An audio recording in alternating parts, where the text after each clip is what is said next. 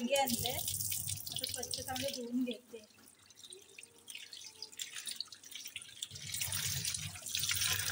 चांगले सगळे साफ करून घेते, घाण असते ना. आता मी ह्याच्यात मॅरिनेशनला मीठ टाकते, त्यानंतर हळद टाकते 1 चमचा आणि लाल तिखट 2 चमचे. आता हे सगळं मिक्स करते आणि बघा आलं लसूण पेस्ट घेतले 1 चमचा, ते लावते.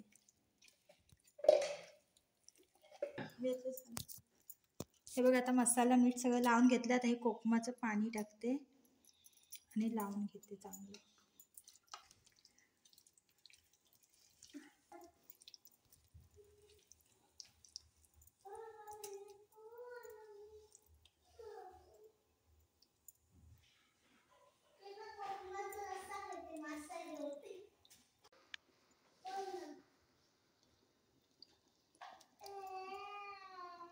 आता मच्छी फ्राय करण्यासाठी मी रवा घेतलाय, त्यानंतर 1 चमचा बेसन घेतलंय, मीठ घेतलंय 1/2 चमचा आणि 1 चमचा लाल तिखट घेतलंय.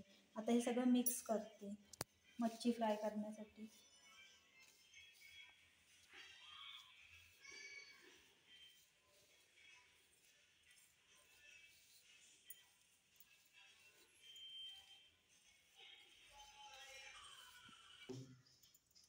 हे बघा आता मी तेल टाकते.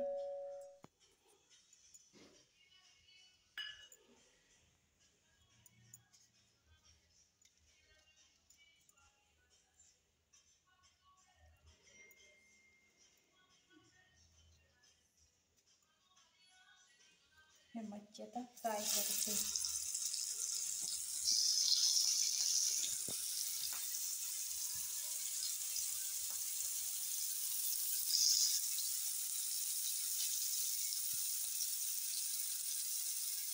तव्यात राहतील तेवढ्याचा ठेवते साईडला.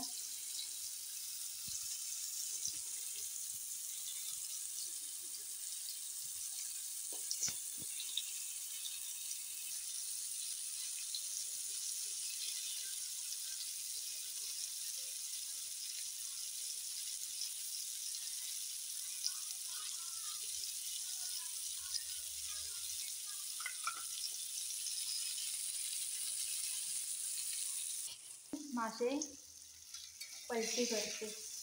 एका साईडून झाले,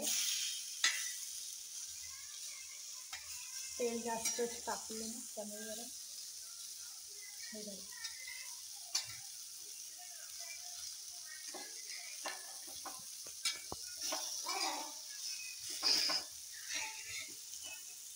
आता एका साईडून चांगले फ्राय झाले.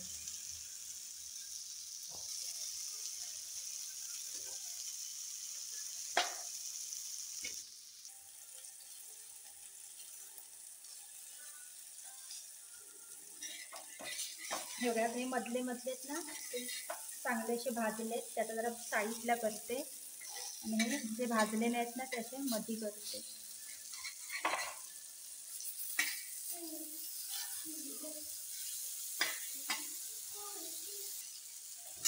हे बघा आता मस्त असा हा मासा शेकला आहे बघा, चांगला भाजला गेला. ते तुम्हाला दाखवते.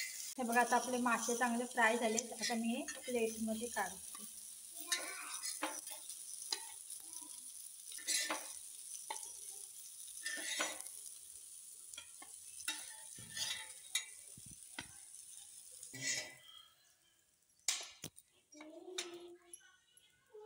हे बघा आता मासे सगळे आपले फ्राय करून मस्त डिशमध्ये काढून घेतले.